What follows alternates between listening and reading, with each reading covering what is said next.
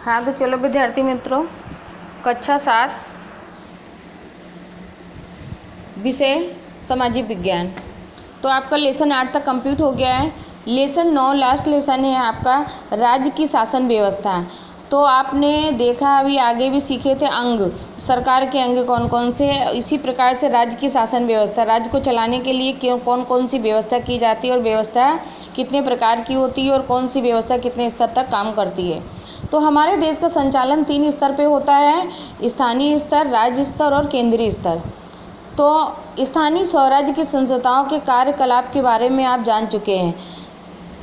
लोकतंत्र में राज्य स्तर पर कैसे संचालन होता है, राज्य सरकार कौन कौन से कार्य करती है, विधानसभा के सदस्य और मंत्रियों की क्या भूमिका है।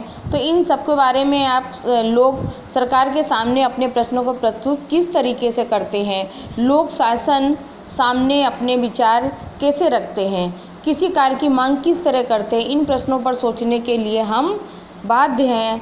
स्वास्थ्य संबंधी एक प्रश्न उदाहरण आप लेंगे। टीवी समाचार में बताया कि कॉलरा के कारण सूरत में 10 लोगों की मौत हो गई। क्या सही में रोग से लोग मर जाते हैं? क्या मालूम, बस मुझे ये रोग ना हो। उसके बाद ये रैली किसकी है? देखिए, शायद कॉलरा के रोग संबंधी शिकायत लगती है। हमारी मांग है कि संचालन तंत्र तुरंत ही कॉलरा के रोग को नियंत्रण में लाने के कदम उठाए, स्वच्छता और दवा छिड़काव पर ध्यान दे। रैली को संबोधित कर रहे हैं वे नेता लगते हैं। हाँ, मैंने उन्हें टीवी पर भी देखा है, वे नेता हैं।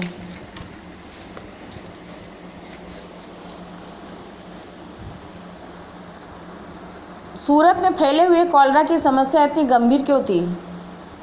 उपयुक्त स्थिति में स्थानीय संचालन तंत्र द्वारा किस प्रकार के कदम उठाने चाहिए, क्या किया जा सकता है, इस बारे में क्या सोचते हैं। देखिए, सूरत में फैला हुआ है कॉलरा, ना कि पूरे इंडिया में। तो जो वहाँ का जो स्थानीय शासन व्यवस्था है उसमें कुछ प्रॉब्लम है, इसलिए वहाँ पे ये बीमारी फैली हुई है। तो जो स्थानीय संचालन व्यवस्था के अंदर है, जो काम करते हैं, उनके पास ये शिकायत लेके हमको जाना पड़ेगा। आपके क्षेत्र में ऐसे प्रश्न उपस्थित होंगे तो आप सरकार के समक्ष किसके माध्यम से अपनी बात को रखेंगे? सरकार में स्थानीय प्रश्नों की प्रस्तुति किसके द्वारा कराएंगे? तो देखिए, कॉलरा की घटना के बीच में आपने पढ़ा है, क्षेत्र में किसी भी समस्या को स्वास्थ्य अधिकारी, जिला कलेक्टर या दूसरे पदाधिकारी श्री के समक्ष रखते हैं। अपने क्षेत्र के नेताओं को देखा होगा, लेकिन अपने विधायक को देखा होगा, विधानसभा के बारे में सुना होगा। तो विधानसभा के सदस्य को विधायक कहते हैं, जिसे MLA member are legislative assembly के रूप में जाना जाता है। इसको विधायक के रूप में पहचाना जाता है। MLA की पसंद जनता द्वारा सीधे चुनाव में होती है। अपने मतदानों में से निर्वाचित होकर ये विधानसभा के सदस्य MLA बनते हैं और सरकार बनाते हैं। इस पर हम कह सकते हैं कि विधानसभा के सदस्य MLA लोगों को प्रतिनिधित्व करते हैं। तो अपने विद्यार्थी मित्रों, इतना आपने ऊपर पढ़ा तो इसमें कुछ समझा कि यानी किसको क्या कहते हैं और शासन व्यवस्था की किस प्रकार होती है, और हमें कोई प्रॉब्लम होती है तो कहाँ पे जाना चाहिए। कोई चोरी चमारी की यानी बात होती है, लूटपाट की होती है तो हम पुलिस स्टेशन जाते हैं, और कोई यानी बीमारी रोग से संबंधित होती है तो स्वास्थ्य मंत्रालय में जाते हैं। तो उसके आगे का निर्णय जो लेने का होता है वो वहाँ का जो स्थानीय स्तर होता है वो लोग उसका निर्णय लेते हैं। अपने क्षेत्र के विधानसभा सदस्य का परिचय प्राप्त कीजिए और संपर्क में नंबर पता रखिए। अपने क्षेत्र की समस्याओं को नोट और विधायक को खत के द्वारा जानकारी दें।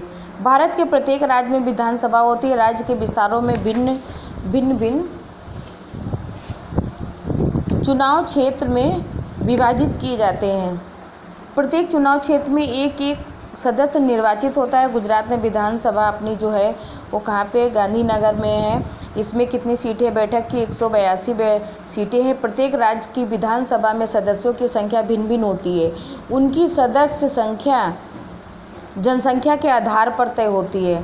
आपको पता लगाना होगा कि 5 साल में जब चुनाव होता है तब लोग अलग अलग पक्ष में से उम्मीदवार करते हैं।